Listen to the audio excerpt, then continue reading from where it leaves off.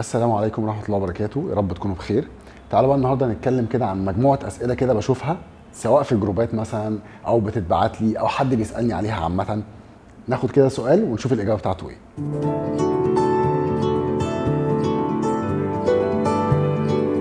يقول هل في عصاير معينة أشربها تفيدني في الدايت؟ طبعا العصير الأفضل إن هو ما يكونش حاجات معلبة، ما يكونش يعني حاجات محفوظة، يكون فريش، ويفضل إن هو يكون من غير سكر، ويفضل ان انت اصلا ما تاخدش عصير، ان انت تاخد الفاكهه او الثمره زي ما هي عشان تستفيد بكل حاجه فيها يكون احسن.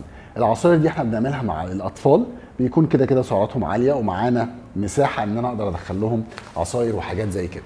تمام. سؤال تاني بيقول لي هل لازم فيتامينات مع ادويه التخسيس ولا لا؟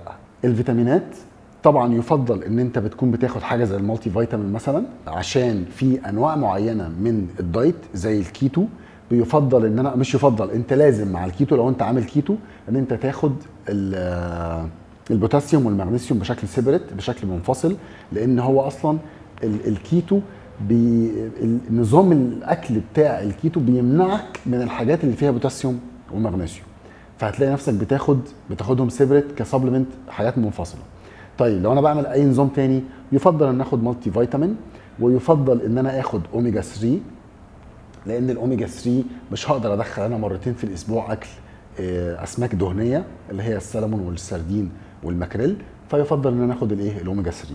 سريعا كده وانا بشتري الاوميجا 3 هبص على حاجه اسمها الاي بي اي والدي اتش اي، لازم مجموع الاثنين دول يكون 500 او اكتر. السؤال بيقول ازاي اعرف ان عندي مقاومه انسولين؟ قلنا وعملنا فيديو خاص لمقاومه الانسولين، لكن سريعا كده هقول لك مقاومه الانسولين بالراحه عشان حاسس ان انا بغرق.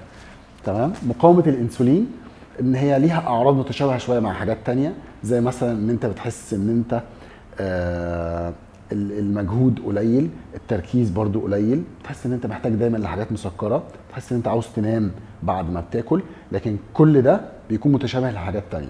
اكتر حاجه بتبين ان انا عندي مقاومه انسولين طبعا ان انا اعمل الهوما تيست، اللي هو التحليل بتاع مقاومه الانسولين. لكن لو انا في مرحله متقدمه من مقاومه الانسولين وما عملتش التحليل، هيظهر عندي اسوداد او لون بني غامق في الرقبه او عند البطن كده، عند السره او تحت الابط. دي اكتر حاجه تبين ان انا عندي مقاومه انسولين. هو لازم رياضه مع اللايبو 6. رياضه مع اللايبو 6، بص هو مش بس اللايبو 6، اي حارق دهون يفضل ان انا العب معاه رياضه. ليه؟ لان اي حرق دهون بيعلي حاجه اسمها الثيرمال افكت، او بيعلي التاثير الحراري للجسم.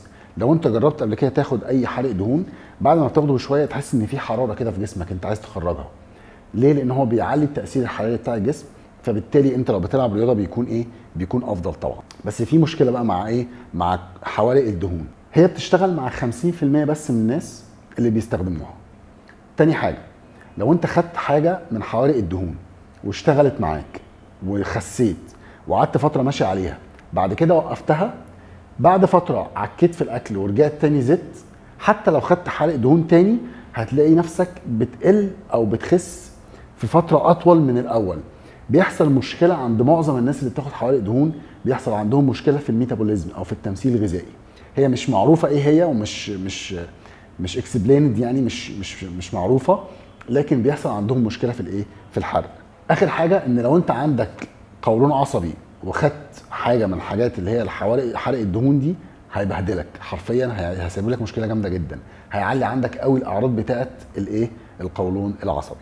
هل نقص فيتامين د يؤثر على الحرق؟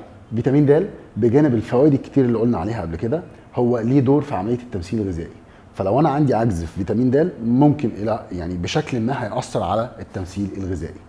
وزي ما قلنا قبل كده، هو لو انا اقل من 20 يبقى انا عندي عجز فيه، لو انا من 20 ل 30 يبقى في عندي فيتامين د بس بشكل غير مرضي، لازم يرفع شويه لغايه ال 60، او يبقى انا كده كويس. في بعض المراجع بتقول ان انا لغايه ال 90 يبقى انا فيتامين د عندي في الجسم زي الفل. سؤال تاني، هل الشاي والقهوه بيأثر على الحديد؟ طيب الشاي والقهوه يأثر على الحديد اللي انا واخده كسبلمنت. كويس؟ يعني ايه؟ ما يأثرش على الحديد اللي انا واخده من الاكل. يعني انا دلوقتي كلت مثلا لحمه مثلا فيها حديد، وبعدين شربت قهوه او شربت شاي، ما يحصلش حاجه. الحديد هنا ما يتاثرش بالايه، بالكافيين اللي انا شربته. لكن انا لو خدت كبسوله بقى بتاعت حديد، او خدت كبسوله مالتي فيتامين فيها حديد طبعا، بعد كده شربت شاي او شربت قهوه، ممكن ياثر عليها. وبعدين انت ما حبكتش معاك، يعني بعد ما خدت الكبسوله تشرب شاي ولا قهوه، سيب فرق بينهم شويه. تمام. في سؤال تاني بيقول لي ايه الفرق بين الكيتو والصيام المتقطع؟ طيب، الفرق بين الكيتو والصيام المتقطع، هو ما فيش حاجه اسمها الفرق بين الكيتو والصيام المتقطع، لان الكيتو ده نظام دايت، والصيام المتقطع ده نظام انا بنظم عمليه وبنظم اوقات الاكل بتاعي. يعني ايه؟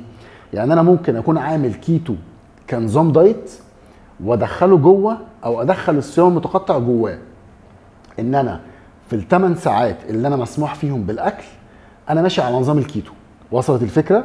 يبقى الكيتو ده نظام دايت اللي انا بمشي على 70 او 75% من سعراتي بتكون دهون، وباخد 5 بس كارب، وباخد 20% من سعراتي بروتين. ده نظام الكيتو. وان انا بحول نظام الجسم من ان هو بيستخدم الجلوكوز او بيستخدم الكارب ان هو كمصدر للطاقه، لا بحوله ان هو يستخدم الدهون كمصدر للطاقه عشان احرق من اللي موجود عندي ويبدا جسمي يخس. لكن الصيام المتقطع ده احنا بنعمله عشان ننظم مواعيد الاكل بتاعتنا. يا رب تكونوا استفدتوا، واشوفكم على خير. ولو في اي اسئله يا ريت تبعتوها لي.